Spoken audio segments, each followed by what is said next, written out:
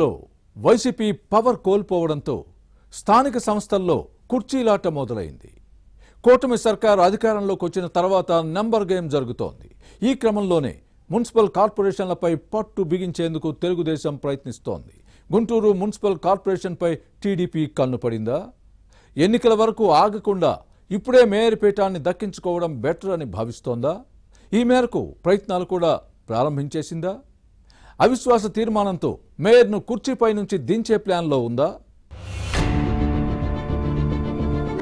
రాష్ట్రంలో కూటమి ప్రభుత్వం అధికారంలోకి వచ్చిన తర్వాత మున్సిపల్ పీఠాలు కదులుతున్నాయి. స్థానిక సంస్థలను తమ ఆధీనంలోకి తెచ్చుకునే ప్రయత్నం చేస్తోంది.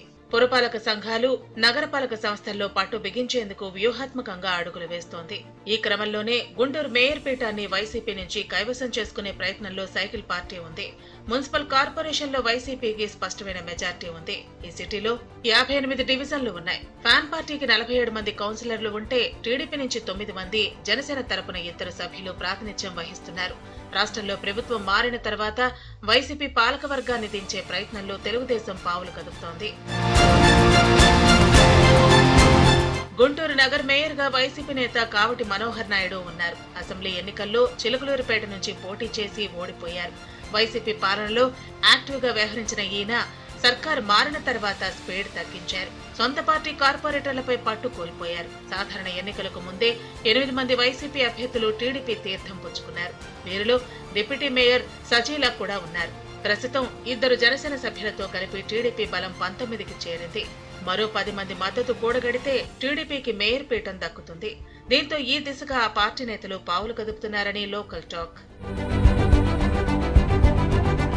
మేయర్ మనోహర్ నాయుడుపై మొదటి నుంచి తూర్పు నియోజకవర్గ వైసీపీ కార్పొరేటర్లు అసంతృప్తితో ఉన్నారు. అప్పటి ఎమ్మెల్యే ముస్తాఫాకు మేయర్ మధ్య వార్ నడిచేది. దీంతో ముస్తఫా అనుచరులుగా ఉన్న కార్పొరేటర్లు కావటికి మద్దతు ఇచ్చే అవకాశం లేదనే వాదన బలంగా వినిపిస్తోంది.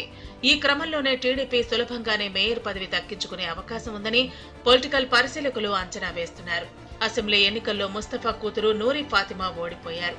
దీంతో వైసీపీ కార్పొరేటర్లు ఈయన మాట వినే పరిస్థితి లేదు. ఫ్యాన్ పార్టీ నుంచి 10 మంది సభ్యులను తమ వైపుకు తిప్పుకుని అవిశ్వాస తీర్మానం పెట్టాలనే ప్లాన్లో టీడీపీ ఉంది. Cycle party corporator Kovelamudi Ravindra mayor పదవిపై దృష్టి పెట్టారట. మున్సిపల్ ఎన్నికల్లో సైకిల్ పార్టీ అభ్యర్థులకు ఆర్థికంగా అండగా ఉన్నారు. దీంతో ఈయనకు మేయర్ పదవి ఇవ్వటం సమంజసమని పార్టీ నేతలు భావిస్తున్నారు. మరోవైపు వైసీపీ పాలనలో మూలన పడిన రాజధాని అమరావతి పనులు కూటమి ప్రభుత్వంలో పునః ప్రారంభం కానున్నాయి. దీంతో ఇటు గుంటూరు నగరంలోనూ పెద్ద ఎత్తున అభివృద్ధి కార్యక్రమాలు జరిగే అవకాశం ఉంది. ఈ క్రమంలోనే మేయర్ స్థానంలో తమ పార్టీ అభ్యర్థి ఉంటేనే ఏ రకమైన ఆటంకాలు లేకుండా ప్రగతి సాధ్యమవుతుందని టీడీపీ భావిస్తోంది. దీంతో అందరూ కలిసి అవిశ్వాసం వైపే మొగ్గు చూపుతున్నట్లు సమాచారం. ఈ నెల 20న గుంటూరు నగరపాలక సంస్థ కౌన్సిల్ సమావేశం ఏర్పాటు చేశారు. ఆలోపై కార్పొరేటర్లతో మంతనాలు జరిపి తమ వైపు తిప్పుకునేందుకు ముఖ్య నేతలు ప్రయత్నిస్తున్నారట. కౌన్సిల్ భేటీలో అవిశ్వాస తీర్మానంపై తుది నిర్ణయం వచ్చే అవకాశం ఉందని టాక్. గుంటూరు మేయర్ పీఠాన్ని దక్కించుకునేందుకు తెలుగుదేశం చేస్తున్న ప్రయత్నాలు ఎంతవరకు ఫలిస్తాయో చూడాలి మరి.